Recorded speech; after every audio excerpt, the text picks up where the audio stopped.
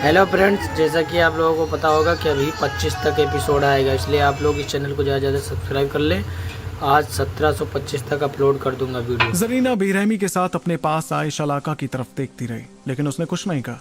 उसकी उंगलियां दैव्य वीणा पर थी, लेकिन उसकी हिम्मत नहीं हुई एक बार और वो हमला करने की।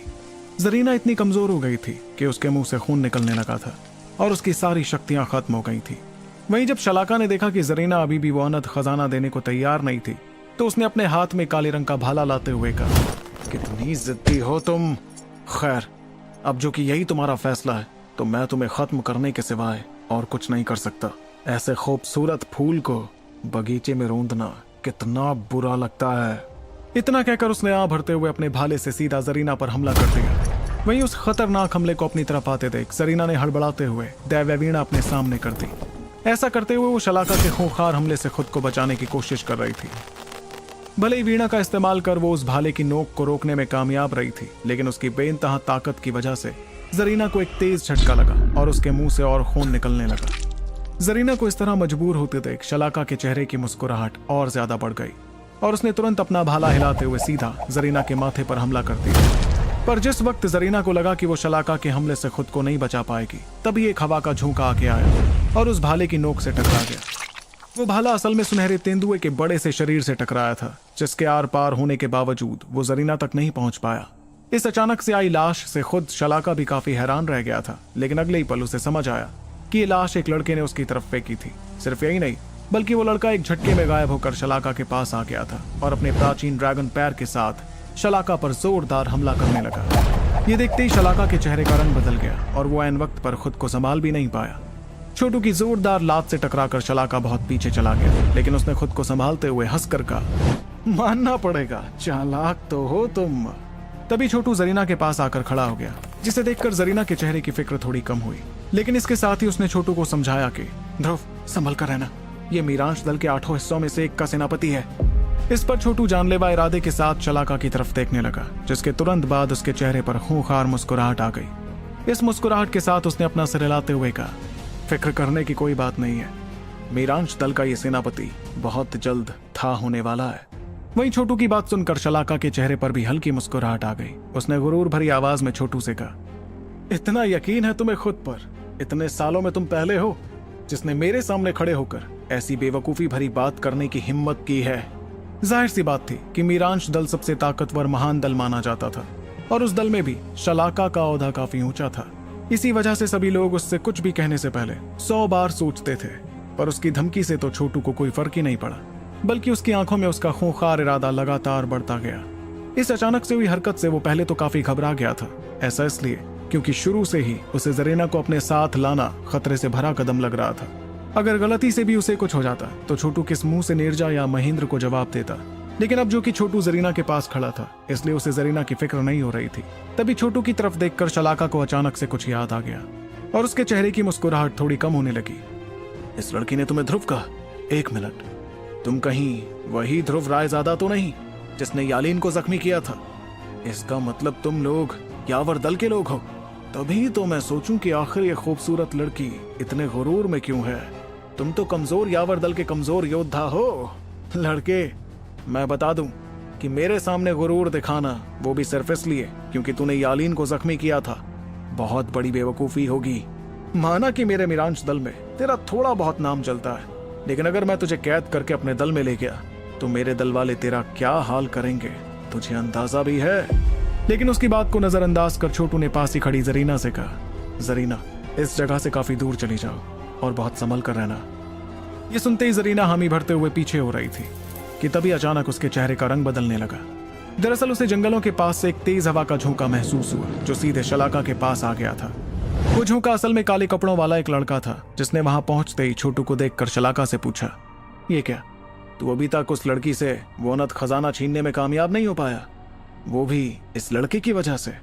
आखिर ये लड़का है कौन और आया कहां से है? वहीं उस लड़के की बात पर शलाका ने जवाब दिया, तुमने इसे नहीं पहचाना? यही तो है वो ध्रुव रायजादा जिसने यालीन को बुरी तरह जख्मी कर दिया था। सुनने में तो आया है कि ये यावर दल की नई पीढ़ी के सबसे काबिल योद्धाओं में आता है। शलाका की बात पर काले कपड़ों वाले के चेहरे पर पहले तो थोड़ी हैरानी दिखी, लेकिन फिर उसने हंसते हुए कहा, यावर दल के कमजोर योद्धा, किसी ने सच ही कहा है। कि दुश्मन कभी पीछा ही नहीं छोड़ते हैं। माना कि यालीन को हमारे मीरांश दल से भगा दिया गया था, लेकिन इसका मतलब ये तो नहीं कि तुम्हारा यावर दल उस पर हमला कर सकता है।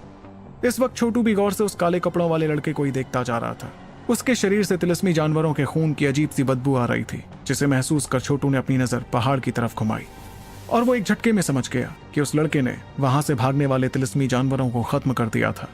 वहीं छोटू ने उस लड़के की शक्तियां महसूस करते हुए धीमी आवाज में कहा, लगता है कि ये एक और सेनापति है, क्योंकि इसकी शक्तियां इस दूसरे योद्धा जितनी ही है।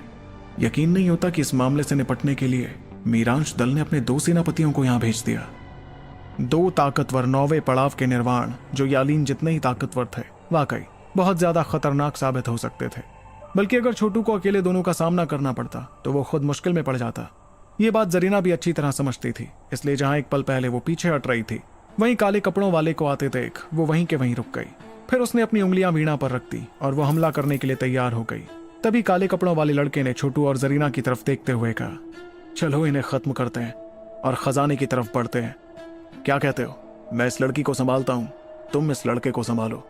इसे बता दो कि चाहे ये यावर दल में कितना भी काबिल क्यों ना माना जाता हो, लेकिन मीरांश दल के योद्धाओं के सामने एक कुछ भी नहीं है। उसकी बात पर सफेद कपड़ों वाले शलाका ने हामी भरी और खूंखार अंदाज में छोटू की तरफ देखने लगा। इतने में काले कपड़ों वाला लड़का हड़बड़ाकर जरीना पर हमला करने के लिए बढ़ने लगा। जब छोटू ने उसे जरीना की तरफ हमला करने के लिए आगे बढ़ते देखा तो उसने पहाड़ की तरफ देखकर जोरदार चीख निकाली, निंजा जल्दी आ! छोटू इस तरह चिल्लाया ही था कि एक झटके में एक बड़ी चट्टान आसमान की तरफ फेंक दी गई, जो जाकर उस काले कपड़ों वाले लड़के से टकरा गई। वहीं उस चट्टान को अपनी तरफ आते देख काले कपड़ों वाले ने तुरंत अपने हाथों में शक्तियां इकट्ठा कर एक जोरदार मुक्का जड़ दिया। फिर उसने अपनी नजर जरीना की तरफ की, जिसके पास एक हट्टा कट्टा लड़का नजर आने लगा था। उस लड़के की खूंखार दरिंदे जैसी आंखों से कोई भी कांप उठता। जब छोटू ने निंजा को वहां आते हुए देखा तो उसने चैन की सांस ली और धीमी आवाज में निंजा से कहा, निंजा इसकी रक्षा करना। और उसकी बात पर निंजा ने मुस्कुराते हुए कहा, ध्रुव भाई आप बिल्कुल फिक्र मत करो, किसी माई के लाल में इतना दम नहीं कि निंजा के होते हुए इन्हें हाथ भी लगा कर दिखाए। ये कहते ही उसने अपने शरीर से बेहद खतरनाक शक्तियां बाहर निकालनी शुरू कर दी, जिसके साथ ही उसका शरीर काले रंग का होने लगा। दूर से देखने पर ऐसा लग रहा था जैसे वो शरीर लोहे का बना था।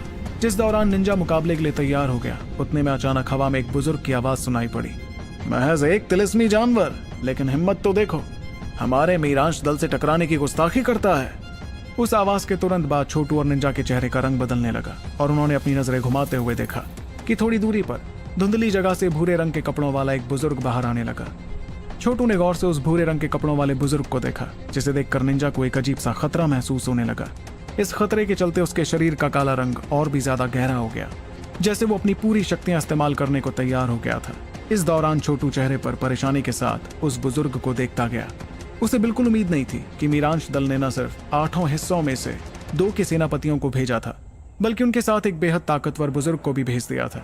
उस आदमी की शक्तियों का अंदाजा लगाने पर छोटू को महसूस होने लगा कि वो जरूर परमजीव रैंक का योद्धा था, जो शायद महारथी भी बन गया था। मौजूदा हालात अचानक से इस तरह बदल गए कि छोटू, निंजा और जरीना के चेहरे पर परेशानी दिखने लगी। 2 योद्धाओं को तो वो संभाल सकते थे, लेकिन तीनों के सामने छोटू और निंजा कमजोर पड़ जाते। जिस दौरान वो दोनों काफी परेशान हो रहे थे, उतने में आसमान में एक लड़के की रौबदार आवाज गूंजती हुई सुनाई दी। इस आवाज के साथ ही बादल गरजने लगे और धीरे धीरे हवा में आता हुआ एक लड़का दिखाई दिया।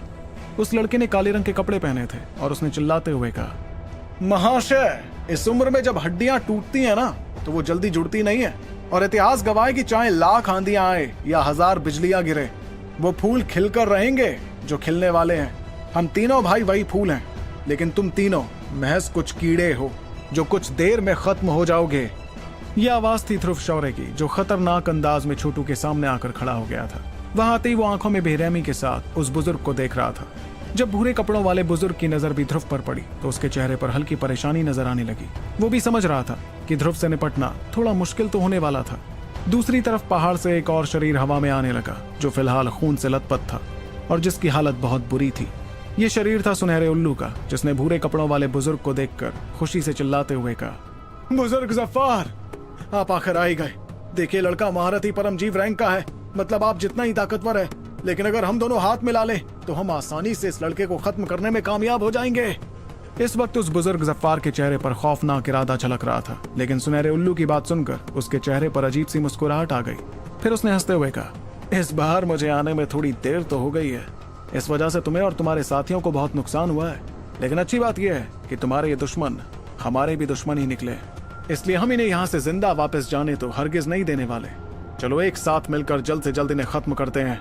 ये सुनकर जरीना के चेहरे का रंग बदलने लगा। वो जानती थी कि अगर बुजुर्ग जफ्फार और सुनहरा उल्लू साथ आ जाते तो सामने वालों के पास 2 परमजीव रैंक के योद्धा होते, जिनसे निपटना बहुत ही ज्यादा मुश्किल हो जाता। वहीं उस बुजुर्ग की बात सुनकर छोटू की आंखों में हल्की चमक आ गई, जिसके साथ उसने ध्रुव से पूछा, भैया क्या आपसे इन दोनों को संभालते बन जाएगा? ध्रुव की आंखों में बेरहमी बरकरार थी, जिसके साथ उसने छोटू की बात का जवाब देते हुए कहा, वैसे तो इन दोनों से लड़ना थोड़ा मुश्किल होगा, लेकिन लगता है कि आज हम इनमें से एक को भी जिंदा यहां से जाने नहीं दे सकते हैं। ध्रुव के चेहरे पर भले ही शांति थी, लेकिन उसकी आंखों में ऐसी खूंखार झलक थी जिसमें वो तबाही मचाने के लिए तैयार था।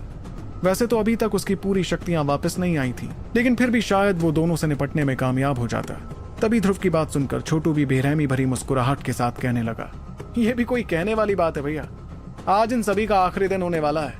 जाहिर सी बात थी, अब जो कि सामने वाले छोटू और उसके साथियों को खत्म करने के लिए तैयार थे, इसलिए छोटू और उसके साथी भी उन पर कोई रहम नहीं दिखाने वाले थे, क्योंकि अगर उनमें से कोई भी बचकर वहां से निकल जाता तो आगे जाकर छोटू और उसके साथी मुश्किल में पड़ जाते। बुजुर्ग जफ्फार ने जब छोटू और ध्रुव की बातें सुनी तो उसके चेहरे पर बेरहमी और ज्यादा बढ़ गई। इतना गुरूर है तुम्हें खुद पर, तो आओ अपनी काबिलियत का सबूत पेश करो। शलाका, ज़िरान, बाकियों को खत्म कर दो। वो जानता था कि उसकी महारथी परमजीव शक्तियों के साथ सुनहरे उल्लू की शक्तियां मिलने पर वो आसानी से ध्रुव शौर्य को हरा देता। वहीं बुजुर्ग की बात सुनकर शलाका और ज़िरान अपने शरीर से शक्तियां निकालते हुए छोटू और निंजा से टकराने के लिए तैयार हो गए। उनकी आंखों में जानलेवा चमक दिखाई दे रही थी, जिसे देखकर छोटू और निंजा भी मुस्कुराने लगे। वहीं दोनों ने एक दूसरे को देखा और इसी मुस्कुराहट के साथ अचानक निंजा का शरीर आगे बढ़ने लगा। भले ही निंजा फिलहाल किसी 8वें पड़ाव के निर्माण जितना ताकतवर था, लेकिन अगर वो अपनी पूरी शक्तियां इस्तेमाल कर लेता तो वो किसी 9वें पड़ाव के निर्माण से भी टकरा सकता था। वही निंजा को हमला करते देख छोटू ने भी अपने शरीर से बेइंतहा शक्तियां बाहर निकालनी शुरू की और दुश्मनों की तरफ देखते हुए कहा, अगर ऐसी बात है तो चलिए शुरू करते हैं। इस वक्त वो पूरा इलाका शक्तियों से भर चुका था और छोटू अपने ड्रैगन पंजों के साथ पंख फड़फड़ाते हुए शलाका के सामने पहुंच गया। अपनी बिजली से तेज रफ्तार का इस्तेमाल कर छोटू ने शलाका पर जोरदार मुक्का जड़ दिया। इस मुक्के के बाद शलाका को वो ताकतवर हमला अपनी तरफ आता हुआ महसूस हुआ और उसने तुरंत अपनी मुट्ठी कसते हुए अपनी सुनहरी शक्तियां निकालकर एक ढाल के ठीक सामने तैयार कर दी। छोटू की मुट्ठी लगातार आगे बढ़ती गई और सीधे आकर उस सुनहरी ढाल से टकरा गई। वहीं उस ढाल से टकराते ही छोटू को कुछ महसूस हुआ, जिससे उसके चेहरे की मुस्कुराहट और ज्यादा बढ़ गई। बेइंतहा ताकत उस ढाल से टकराई, जिसके तुरंत बाद उस मजबूत ढाल में तक दरार नजर आने लगी। मेडिसिन किंग पवेलियन आने के बाद के साथ वो ढाल शलाका की नजरों के सामने जैसे ही उसने द ग्रेट 5 एलिमेंट की इस कदर ताकत को देखकर शलाका की आंखें हैरानी से बड़ी हो गई, क्योंकि उसने बिल्कुल उम्मीद नहीं की कि छोटू का हमला उसकी ढाल को इस तरह तबाह कर देगा। पर शलाका भी कोई कमजोर योद्धा नहीं था, इसलिए उसने तुरंत मौके का फायदा उठाकर अपना काले रंग का भाला सामने लाते हुए सीधे छोटू के सिर पर वार किया। तो आखिर कैसे संभाल पाएंगे छोटू और उसके साथ निरांश दल के इतने ताकतवर सेनापति और बुजुर्ग को, और कौन जादुई आत्माई लिक्विड जैसा अनमोल खजाना हासिल करने में होगा कामयाब? जानने के लिए आपको सुनना होगा उनसे ज्यादा पोलाइट होने की जरूरत नहीं थी। पॉकेट एफएम पर नक्श ने तुरंत ही इनवाइटिंग जेस्चर प्रदान किया और उन्हें सोफे पर बैठने के लिए कहा। मिस्टर नक्श, मैंने सुना है कि आप लव सिक बैम्बू फ्लावर को खरीदने में इंटरेस्टेड हैं और उसके बदले में आप द ग्रेट 5 एलिमेंटल पुल पिल को एक्सचेंज करने